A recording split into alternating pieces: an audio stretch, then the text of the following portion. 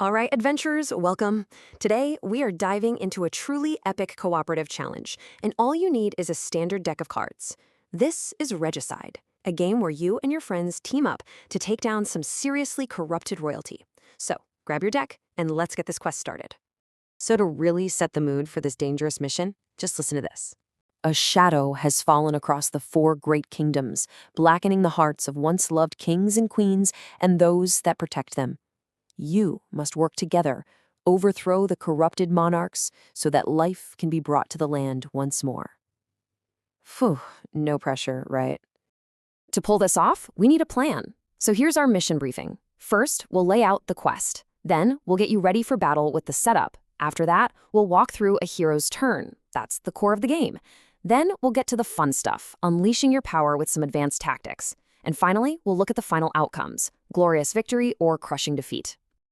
Okay, let's get down to the brass tacks of the mission. Here's exactly what you're up against.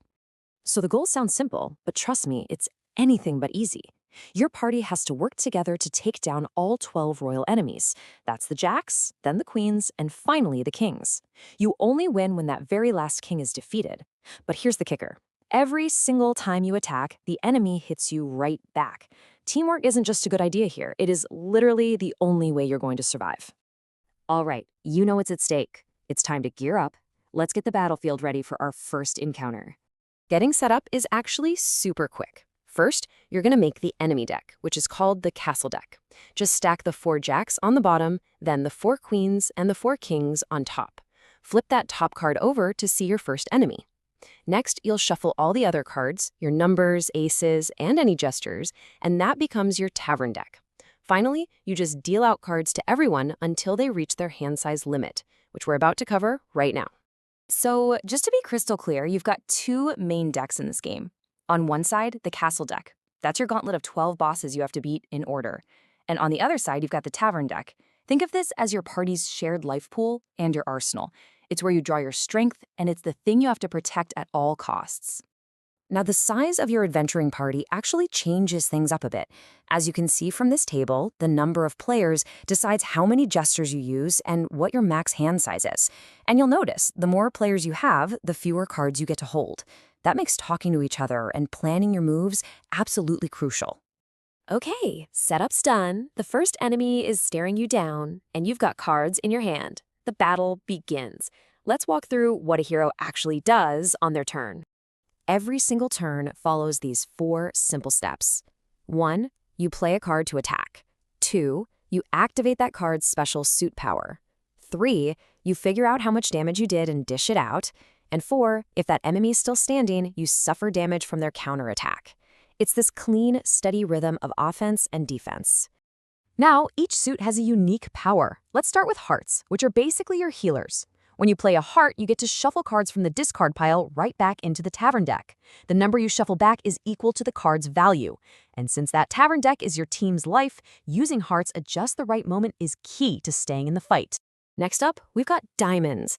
Diamonds are all about resupplying your forces. You play a diamond, and your whole party gets to draw cards, up to the value of the card you played. You draw first, then it goes around the table. This is so important for keeping everyone's hands full of options. Are you looking to dish out some serious pain? That's where clubs come in. The power of a club is simple, and it is beautiful. It deals double damage. A 7 of clubs doesn't hit for 7. No, it hits for a whopping 14. When you need to burn down a boss fast, you're going to be looking for those clubs. And finally, we have spades, your defensive powerhouse. Playing a spade puts up a shield that lowers the enemy's counterattack by the number on your card. And here's the really cool part. This affects stacks. If your teammates also play spades, you can build up a massive shield and completely block an enemy's attack. This is a vital strategy for surviving those tough kings. Okay, let's put it all together. Time for a quick example. It's your turn and you're staring down the jack of spades. You decide to go on the offensive and you play a 3 of clubs. So, step 1, you played a card. Now for step 2, activate its power. It's a club, so that means its damage is doubled. Your 3 just became 6 damage. Step 3, deal that damage. We look at the enemy's stats. A jack has 20 health, so your 6 damage knocks that 20 down, which leaves the jack of spades with 14 health. He's wounded, but he is not defeated. And that means we have to move on to the final and most dangerous step of the turn. Step 4, you suffer damage. The jack hits back for his full attack value of 10. To take that hit, you have to discard cards from your hand that add up to at least 10. If you can't, well, your whole party is defeated. This is the heart-pounding tension of every single turn. You've got the basics down. Now, let's get into the advanced tactics, the stuff that will turn your group of survivors into legendary heroes. Okay, this first one is a big one, a key strategic layer you have to master. Enemy immunity. Every single enemy is immune to the power of its own suit. So if you're fighting the Queen of Diamonds and you play a diamond card, sure, you'll still do damage, but you won't get to draw any cards. This forces you to be really clever about which cards you play and when. But what if you absolutely need to use a suit power against an enemy that's immune? Well, for that, you've got this little guy, the Jester. This card is your ultimate wild card. It's a complete game changer. The Jester has 3 incredible effects. First, its attack value is 0, so you're not using it to deal damage. But second, and this is huge, it completely cancels the enemy's suit immunity for the rest of the fight. And third, after you play it, you get to choose who in your party takes the very next turn. This is pure tactical gold.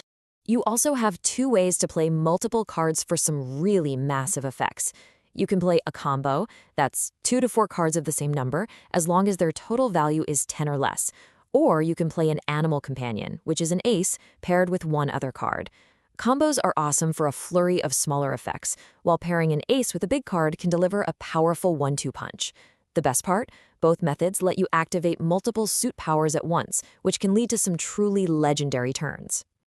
You've fought through the jacks, you've battled the queens, and now the final king stands before you. Your hands are almost empty. The tavern deck is razor thin. This is it, the end of the quest. Victory is clear. Defeat the last king. But defeat, well, that can sneak up on you in 2 ways. The most common way to lose is when a player gets hit by an enemy and just doesn't have enough cards to discard to cover the damage.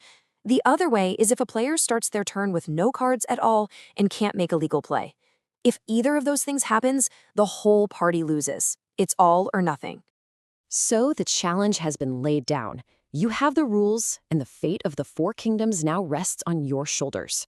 The only question left is this: will you and your friends work together to bring life back to the land, or is your party going to fall to the encroaching darkness? Your quest begins now.